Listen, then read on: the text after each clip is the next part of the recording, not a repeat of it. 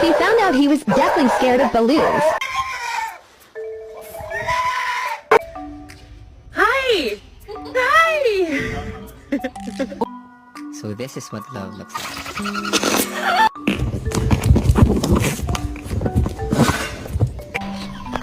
Hell yeah! Who did this? Blue, sit down. No, you're a bad boy. Blue,